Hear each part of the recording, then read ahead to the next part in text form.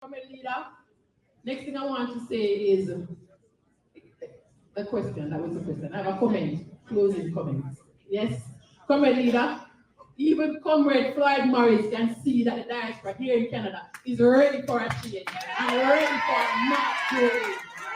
Comrade leader, Charlie, we are ready for the Madam Morris 30 seconds of paper, 30 seconds Madam. We are ready, comrade leader, who can fly back to Jamaica to mark the next, ready to be virtual, running, export,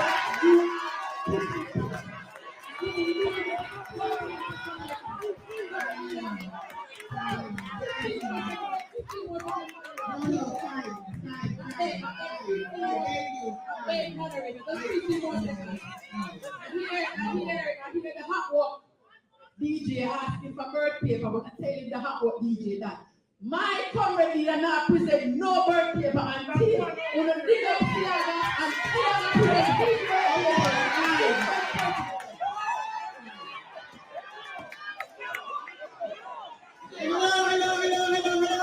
Right.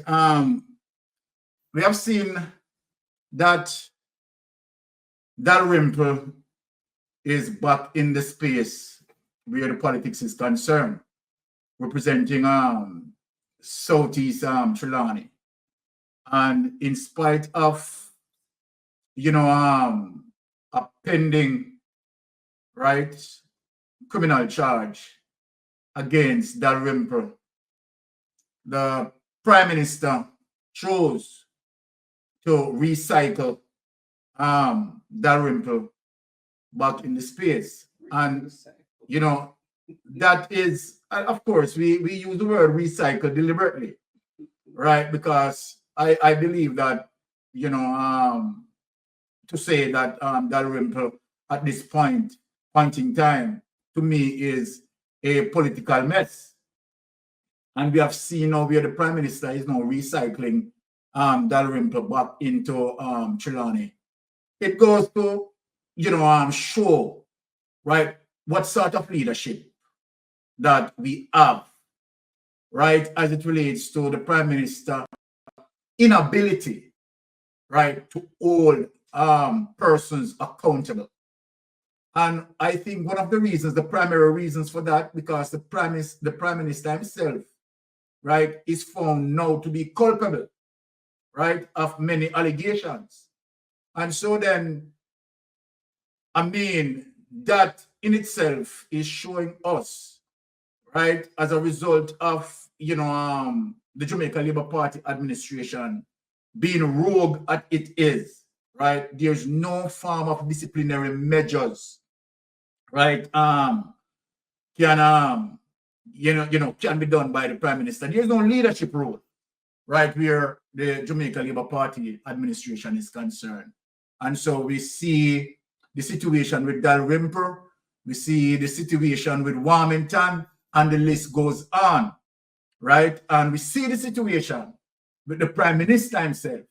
So bringing back Dalrymple in this space, I guess that the Prime Minister is saying, even though that is under, right, the cloud of darkness relating to all the allegations as it relates to SSL, as it relates to the possibility of money laundering, as it relates to FID. You understand, it's going to investigate, and God, he knows, right, what FID is going to find. And with all of that hanging over the Prime Minister, right, the Prime Minister chose to double down, right, in wrongdoing. You have seen the Prime Minister get to the low of low. You have seen the Prime Minister again, right, knowing who he is. You understand, as it relates to the grandstanding. You have seen the Prime Minister gone in length to have, what's the dread name again? Peanut Dread, right, in Parliament, not researching Peanut Dread background, right, and have an understanding of, what are some of the things that Peanut Dread represent, right? Which one of the things that Peanut Dread represent was, being so disrespectful, right, to ladies. And the Prime Minister bringing Peanut Dread, right, in Parliament, you understand, for what? For youngsters, right, to emulate. So these are the serious errors that the Prime Minister, right, is making, right? And this is one of the reasons why, you know, when we look at an administration like this that lacks the leadership across the board, we are saying that, I mean, enough is enough. And we are seeing that the Prime Minister is plummeting in the poll because there are several factors of different issues. You understand? Identifying the Prime Minister, that the Prime Minister simply lack leadership, lack the ability in terms of transparency, lack the ability in terms of accountability, right? And the Prime Minister is just going down the wrong road. We have seen where the Prime Minister, right, being awarded, have awarded a particular entertainer, right? As a result of the entertainer, right, went on stage with him and, of course, endorse him. And so then, you know, that again set, you know, a lot of negative as it relates to how it affects the entertainment community. Now, without any delay, and I want to show people, and I'm going to bring back the clip, but I am not licking the entertainer, so let me just say it specifically clear. We are only showing what I would call the dibby-dibbiness of the Prime Minister, right? Some things what the Prime Minister been doing, right? The Prime Minister have persons put in position, right? Or the Prime Minister administration have person put in position that definitely have no skill. So the Prime Minister doesn't respect meritocracy, where you have people who have the requisite skill supposed to place in areas to do the job and to understand their functionality. You have seen where you have Chopper John, you understand, at the Western Regional Cornwall Children Hospital, right, being there as the project manager, and yet Chopper John has no certification. And with that within itself, you understand, some technocrat who has the skill and ability had lost that opportunity, right, because of who the Prime Minister is. So let me just give a reminder and hear some of the comments as it relates to how the Prime Minister deal with some issues. So let me just remind the Prime Minister, and we are getting down there tonight, you understand, in terms of, you understand what we are going to identify with this Prime Minister lacking leadership so badly, and where the country in itself lacks that leadership as well. So without any delay, let us play this clip. Okay. All right, so we are getting into it, right? We just want to show, right, the sort of decision that the Prime Minister is making, and awarding people who are not so much, right, to be awarded, of people. It just rests on what we call nepotism, cronyism, and skullduggery. So we want to just point out one of the few occasions that upset a lot of people. Without any delay, here this look at this clip. I have received the Order of Distinction Officer class, and I feel very blessed, very grateful, extremely honored. Who would have thought that a dancehall artist coming into the business 24 years ago would be on the lawns of King's House now? Lord, I honor your name. Will.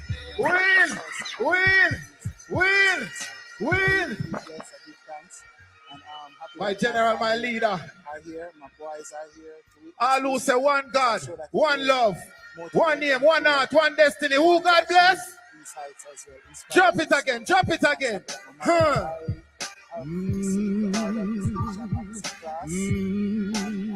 Portland. Yeah. Oh. We're gonna sing it, make Father God here now. Hands up. Lord, I pray, I honor your name.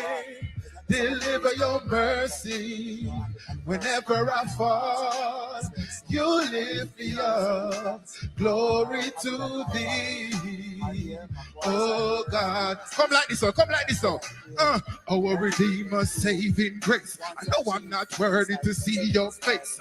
I try hard, but I make mistakes. You're still by my side every step that I take. Through every heartache, you get the praise. You are my guide, I'm a shield always. Every time me a gaze and I play. All right. So I am going to stop it there. But one will ask, why Byron go back to this clip again? Now let me explain the reason as to why I, went back to that clip. Now, if you look on Isaac Buchanan and see what they are doing now in terms of dragging Isaac Buchanan in the mud, and we all know that Isaac Buchanan, right, is really one of the stories, right, that is so uplifting to many youths. And the truth be told, as I said, I am not hitting Wayne Marshall, So I don't want Wayne Marshall to feel that, you understand, I am hitting him. I am not hitting Wayne Marshall. Wayne Marshall, as a matter of fact, Wayne Marshall has nothing to do with him, you understand, being awarded. But I am saying, right, in the same breath, right, and we know that, of course, Wayne Marshall, right, has prior conviction.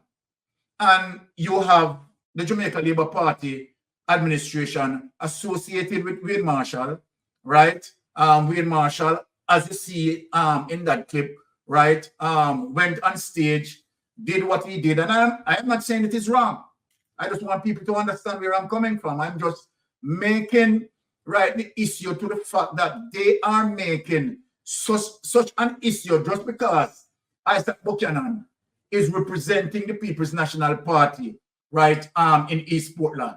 And that caused a whole lot of bangarang and, political discrimination, I will say, right, over by Big Mama, right, the emphasis that they are using to drag down Isaac Buchanan. And how can you compare Isaac Buchanan, you understand, with a Dalrymple, right? And it is totally unfair when at the time when Isaac Buchanan, right, did, that offense, right? I mean, he was young. He was age 17 years of age. 17 years of age. And he was able, Isaac Buchanan was able, right, to lift up himself, right, pull up his bootstraps, right, and study hard and diverting away from that, right? And now the man defeat the odds. And so then for the Jamaica Labour Party administration to be continuing to drag down the man, you understand, highlighting the man like the man is a criminal. You understand, it is unfair, right? And so then we have to bring back some issues, right, on the front burner, right, to show Andrew Holness. So then let us hear how Matt Nuffy had felt at the time when Wayne Marshall was being awarded. And remember, at the time when Wayne Marshall was being awarded, we all know that you have an entertainer, right, who is more lyrically potent, you understand? Other entertainer who had done several and made several achievements, you understand, and represent Jamaica worldwide, right? Far reach above, you understand, the level where Wayne Marshall had reached. Not batching him, but yet as a result of his association, which we need to speak the truth, right? He had been given an award, and now here is Isaac Buchanan. You want to drag down Isaac Buchanan. You want to drag him through the mud for what? And yet, I am going to come out, with some evidence, because you have some, you have some member of parliament, particularly cabinet member, who have some serious allegations against them, And let me speak out tonight.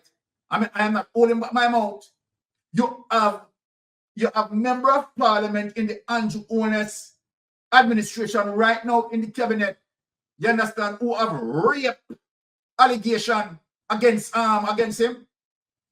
Rape allegation, child molestation, and yet you don't seek to speak that. Breaking news, breaking news. Somebody please call Wayne Marshall and tell him to return, please, to return the OD order of distinction. Wayne, me not go disrespect you, and me not go say whatever the situation is. Because if a comedy then give for, you know, reach my IT and fancy cat level. Me don't know what them gauge for, I swear to God. I can't explain what you get this award for. I don't know. I don't know. Somebody call Wayne Marshall up on yard and tell him say it must look good if him not see a Wayne Wonder name is on it. Tell him to look good if him not see a Wayne Wonder name is on the award. Wayne Wonder. You know much greatness Wayne Wonder do? Look how great Wayne Wonder is. Bring up Buju Banton, beat the sham. Wayne, please, may I beg you. If you know me know, please to return the award. Please to return the award. That award is for Wayne Wonder. There's a mistake. There's a mistake made, and that award is for Wayne Wonder. So please, I don't know Wayne Wonder, Wayne Marshall wife. Please to wake up Wayne Marshall. Please to wake him up and tell him to look at the award properly again. Tell him to look at the award, and look whose name is on it. Because apparently somebody in the office, why Holness lose this election? And them do the fuckery. And the fuckery is to give Wayne Marshall the award for nothing. Because what Wayne Marshall do to deserve such an award? OD? No, sir. And so much artists do so much great things. Wayne Marshall let even reach me level. Wayne Marshall let even reach me level. The amount of award me get, you know much artists me get award, you know much artists me acknowledge long time before Jamaica, the government of Jamaica acknowledge them. You know much award. Me give Bounty Killer award. Me give Beanie Man award. Me Lady Star award. Me give so much artists. Sizzla Kalonji award. Well, there you go. There you have it. You understand? And since the Prime Minister administration is going into the hog pen, you understand, to waller amongst the pigs, then, of course, might as well, right, we put out all the linen, you understand, and show, right, as it relates to the low level that the Prime Minister administration is taking, right, the very low level. Now, this is where I want to go, my people. Let us chit-chat for a while. Dalrymple, right, clearly abuse or discount credit, right? Clearly abuse it. And as such, Dalrymple, who is the Speaker of the House, right, and a legislator should have known better. Should have known better. But it goes to the length and breadth of the corruption. And so then, I mean, if the Prime Minister involved in corruption, right, and the people, right, who are subordinate to the Prime Minister, they feel the need that, of course, they can participate as well in the corruption.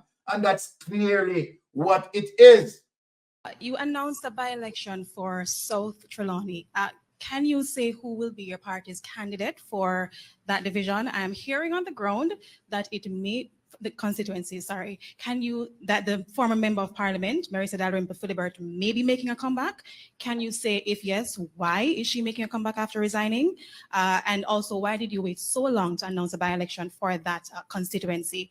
And for Minister Williams, big post as finance minister, what will be your first priority? Thank you. Yes, so by, put it this way, by popular demand of the constituency, Marisa Dalrymple Philibert will be the Jamaica Labour Party's candidate for Trelawney Southern. It's difficult to speak for Marisa as to why she resigned and then she's coming back. And I'm certain she will give an explanation. But my own view is that she really respected the perspectives of the public with whatever was accusations were laid in the public domain, and she thought it was the honorable thing to do. But I think that as she went through the constituency and people kept demanding that she return, and she does have quite a popular support in the constituency. So, you know, it's really the will of the people, and we will see the will of the people exercised in the by-election. In terms of why I waited, well, you know, the prerogative of calling an election is given to the Prime Minister, and there are some rules around it. But in calling the elections, you know, the latitude that is given for a reason, which is to allow and always allow for the Prime Minister to protect the government that is formed. And in the discussions that are had, sometimes that is lost, that our system of government is designed for stability and continuity and, you know, of the government. And so the Prime Minister exercises that authority to ensure that the government that is formed can continue. And so you want to be sure that whenever you call an election, you are in a good position to win it. Yeah. And that's just the reality. You want to be sure that you are in a position that your government can continue. That doesn't speak to any disenfranchisement of the democratic process. It is the nature of our democracy, which is why our democracy is stable. And when I'm saying our democracy, our system of democracy is the most stable type of democracy that there is, precisely because there is this allowance. Just to be clear, however, the people of Southern Trelawney were never deprived of any representational benefits that would accrue from having their member of parliament. Provisions were in place to ensure that whatever benefits that would come to constituents who are in need or whatever service they needed, that those services would continue. Well, ladies and gentlemen, let me come in right here. First and foremost, let me say this. Every single word that came out of the mouth of the Prime Minister is garbage. Garbage. Now, in any modern democracy, as it relates to first world country and third world country, and I'm talking about within the Caribbean basin, where you have a member of parliament where a criminal charge is pending, that person on an ethical basis, on a moral basis, you understand, have to stand out of the political process, right? Deal with the criminal matter, right? And when that's clear, well, that's fine. But you can't have someone where her case is ongoing, right? And then now you are going to bring that person back in the space, and then you are going to say, as a result of popular demand, by popular demand, that the constituency requests her. So let me ask a question then, Prime Minister. And I want to ask G2K this question too, and Big Mama. So then if you have a member of parliament, for argument's sake, may charge for a felony, a serious indictable felony, right? And the constituency decided that, okay, by popular demand, they wanted that person. Are you saying that that person must still, knowing to the fact that that person have a felony, a serious felony, one can be such as a rape allegation, as serious as that felony. One can be, you know, involving number 3, and you are saying that it is okay if there is popular demand, if there is popular demand for that person, right? The person shouldn't sit out and deal with that particular issue. The Prime Minister cannot be saying this, right? So people, you have to understand why the Prime Minister at this point in time, as it relates to what the Prime Minister is doing, right, as it relates to the judiciary review, because this is the Prime Minister mentality, people. The Prime Minister mentality is to endorse wrongdoing, criminality, and corruption. So then that is the reason now why the Prime Minister believes that, okay, all right, he can utilize the judiciary reform to uproot Section 14, subsection 5 of the Corruption Act, as it relates to uproot the entire illicit enrichment mechanism. So what the Prime Minister is saying, taking out that, right, out of the law, it simply means that you cannot hold politicians accountable. So then, Prime Minister, where you are going in the line of criminality. You are going in the line of corruption. Right? We know that you are corrupted. And so then, of course, we understand why the reason you don't want to put Marisa Dalrymple in that space.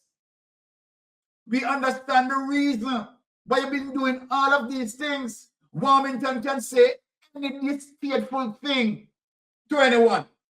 Now, when we talk about political representation and we have someone like we have a despicable person like a Warmington, right, to represent the Jamaican people, it is disrespectful.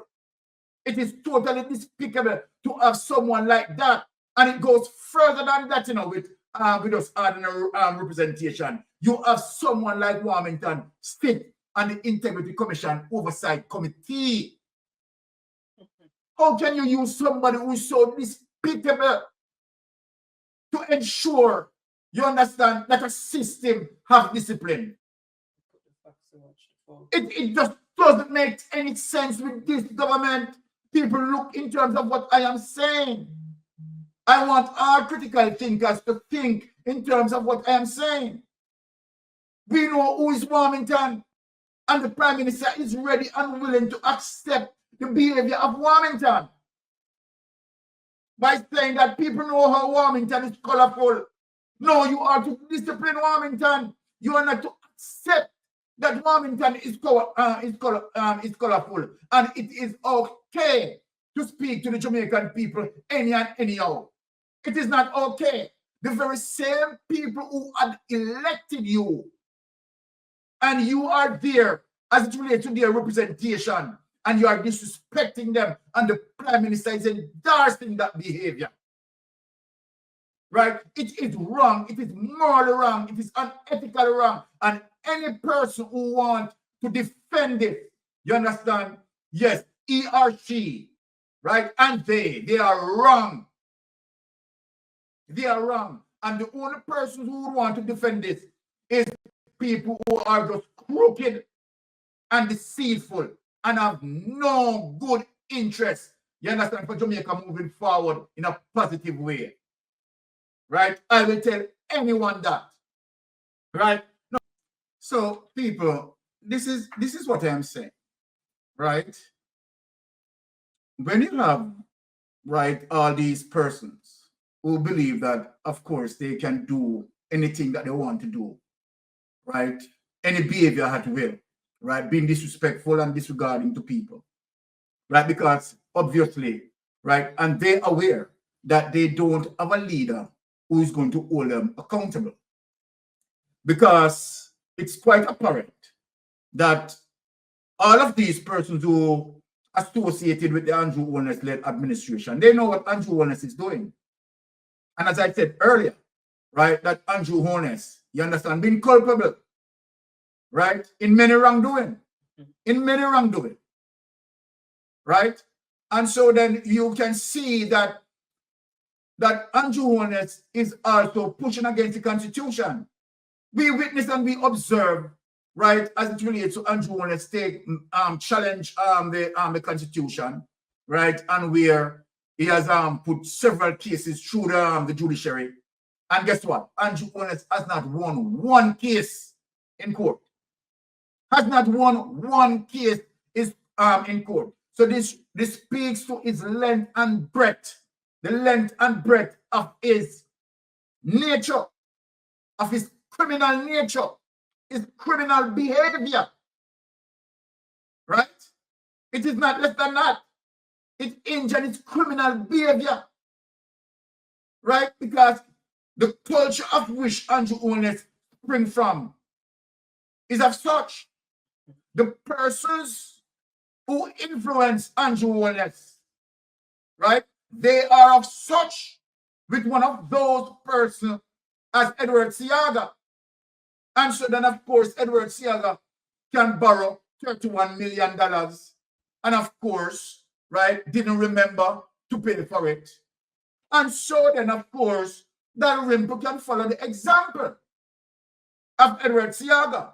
You understand? She didn't remember, right, that she has the BMW. She didn't remember that. So this is the behavior, right, coming down from God, he knows when, right, the history of the politics where Seaga is concerned, and as a source influence for Andrew Holness. Right? We see some people that Andrew Holness surrounded himself with, right? Such as Hugh Croskery, you understand, and the SSL saga. So then, what sort of representation Jamaican people want?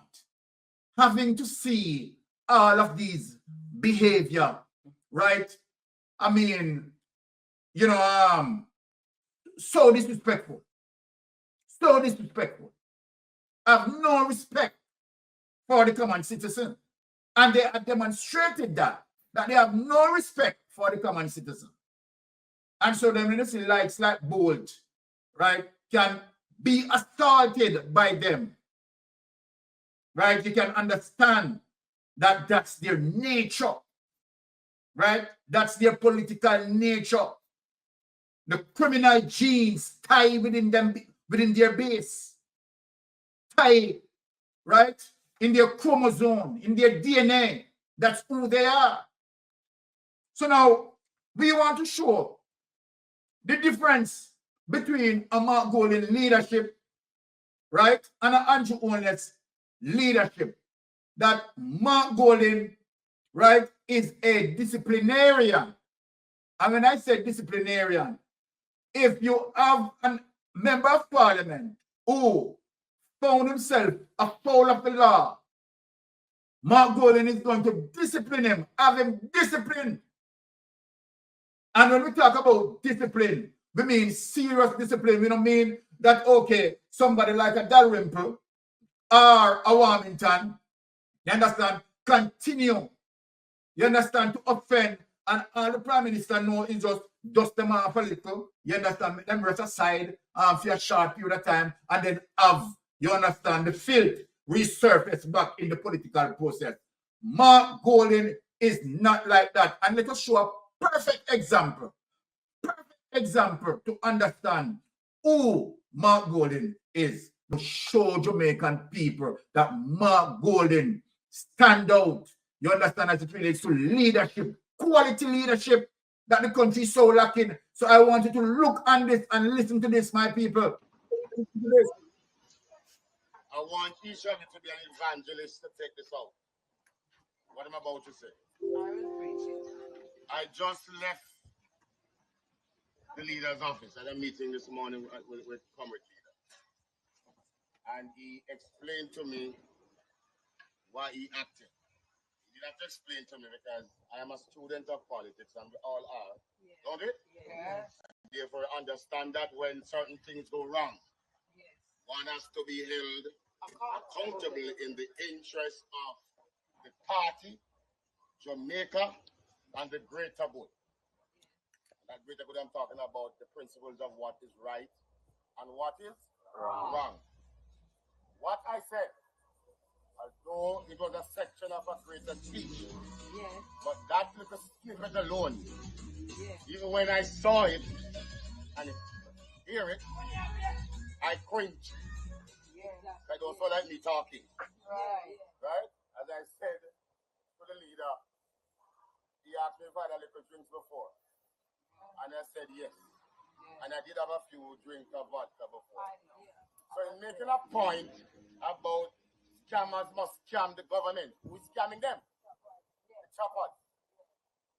I went too far in making that point. And one thing you learn as adults, when you do something wrong, you hold yourself accountable. And I accept full responsibility for those words that came out of my mouth. I was trying to send a message to the choppers and say, don't allow choppers to chop on it. Right? Don't allow the government to exploit you. Because I saw a check. I saw a check for remember that's how the discussion started. Yes. A $400,000 check came to me that Friday. Right? In that person's name. And the person came to me to change it. And he told me that 25,000 of that check is his. And the rest must go back to the JLP campaign in the North Shore. And there were many checks like that. 1.5, 500, you know what. Right? We were operating a campaign that was awash with cash, corruptly spent to induce vote from the very same choppers.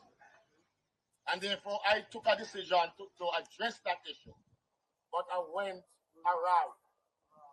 I said some things that should not be said, more so out of my mouth. And we must take full responsibility. I told the leader that I understood his position. And in fact, I commend him for moving with alacrity to hold me accountable. Although I said to him, I'd rather an opportunity to resign. And I was prepared to resign his act. But he said he wanted us to move quickly. And therefore, I slept late. And they were trying to reach me. And therefore, he had was to move. And I commend him. Because what he suggests that the People's National Party is a party of integrity and principles. If I had said the same thing on the other side where I'm coming from, I would have gotten away with it. So, corporate leader acted the right way. I'm disappointed, but I'm not bitter. And I am going to say this because I have to applaud Dennis Meadows, right? For firstly, right, own up to what he had done and admitted that what he had said was wrong. So, Dennis Meadows, if you are listening to me, right, I am applauding you for that, right? Because it really takes a gentleman, right, to come out and say, I am wrong, right? And I am going to stand to my to the consequence. So I applaud Dennis Meadows for that. But Dennis Meadows said something that is very important, right? And remember that Dennis Meadows had spoken this situation before the Prime Minister make a move in recycling, right? Dalrymple back into Trelawney. Remember that Dennis Meadows spoke prior to the Prime Minister recycle Dalrymple back into Trelawney. And what Dennis Meadows said? Dennis Meadows said that if he was on the other side of the aisle, right, he would have gotten away with it. Right? That is what Dennis Meadows said. Dennis Meadows said, in spite of his behavior, in spite of what he said, right, which is ultimately wrong, Dennis Meadows said that if he was on the other side, he would have gotten away with it. And remember that Dennis Meadows was amongst them, right? Dennis Meadows was amongst them. So Dennis Meadows knows them very well. And Dennis Meadows is saying to you, you understand that the level of corruption that over on the Jamaica Labour Party side is very thick. That is what Dennis Meadows is actually saying. So I want Jamaica, right, to take notes Jamaicans, take notes of what is going on. The level of disrespect, because there is no form of representation, right, that Andrew Holness, you understand, is delivering to the people.